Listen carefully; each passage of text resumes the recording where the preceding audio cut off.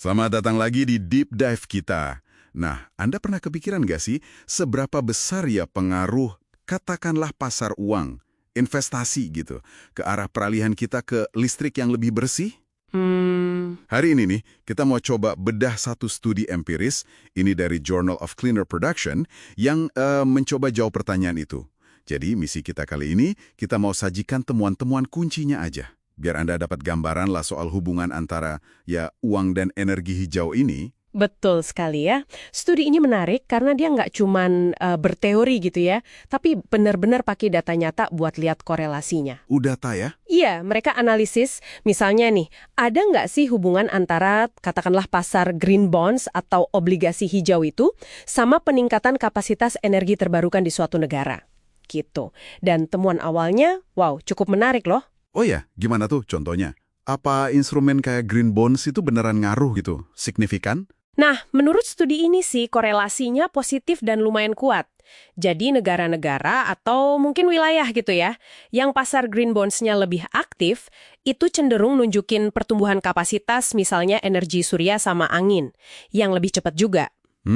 Oke. Artinya, kayaknya sih kalau ada mekanisme pembiayaan yang jelas gitu, dan ada label hijaunya, investor tuh kayaknya lebih tertarik masuk gitu.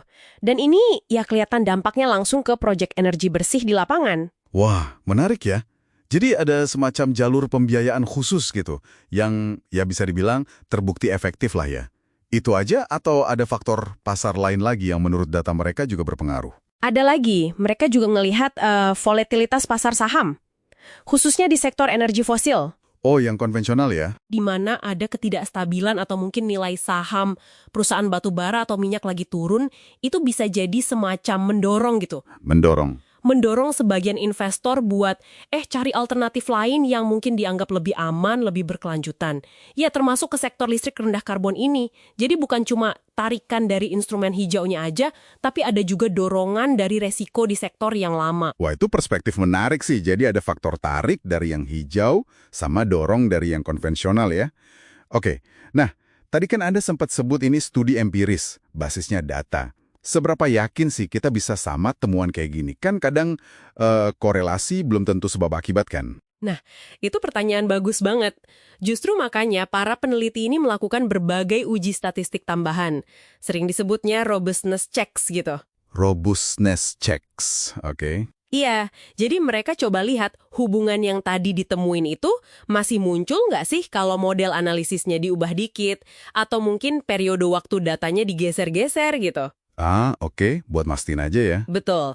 Dan untuk temuan utamanya, kayak korelasi si green bonds tadi, itu hasilnya cenderung konsisten kok.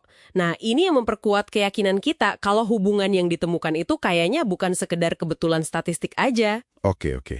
Jadi temuan utamanya lumayan kuat lah ya, udah teruji. Kalau gitu, artinya apa nih semua ini buat kita? Implikasi praktisnya gitu. Buat Anda mungkin sebagai pengamat atau bahkan pelaku di sektor energi atau keuangan. Studi kayak gini kan ngasih bukti ya bahwa ngerancang instrumen keuangan yang pas, contohnya ya, mendukung pasar green bonds itu tadi, itu bisa jadi alat yang efektif loh buat mempercepat transisi energi. Iya. Terus kalau buat investor, ya ini jelas menyoroti adanya peluang, tapi ya sekaligus juga resiko di sektor energi yang lagi berubah banget nih kan. Betul. Dan ya buat Anda pendengar, ini ngasih gambaran lah bahwa keputusan-keputusan finansial di tingkat katakanlah makro itu ternyata punya dampak nyata ke sumber listrik yang kita pakai sehari-hari. Jadi intinya sih studi ini kayak mengkonfirmasi lewat data ya kalau pasar keuangan itu bukan cuma nonton aja gitu ya, tapi pemain aktif yang bisa mempercepat atau malah mungkin memperlambat laju transisi ke energi bersih. Persis. Kita lihat tadi contohnya gimana green bonds itu ada korelasi positifnya, terus gimana volatilitas di sektor fosil mungkin juga ada ngasih dorongan tambahan gitu ya. Tepat sekali. Ya, meskipun perlu diingat ya, ini kan cuma satu studi aja. Gambaran lengkapnya pasti jauh lebih kompleks. Tapi analisis empiris kayak gini tuh bantu kita memahami mekanisme spesifik yang bekerja di lapangan. Jadi bukan lagi soal seharusnya atau idealnya gimana, tapi lebih ke melihat apa sih yang terbukti dari data yang ada. Ya, tentu dengan segala keterbatasannya ya. Sip. Nah, sebagai penutup nih, mungkin ada satu pertanyaan buat Anda renungkan di rumah. Coba pikirkan deh, dari berbagai instrumen keuangan yang ada sekarang, saham, obligasi, mungkin model investasi baru lainnya, mana sih yang menurut Anda pribadi punya potensi paling gede buat benar-benar ngebut adopsi energi rendah karbon secara global, katakanlah dalam 10 tahun ke depan?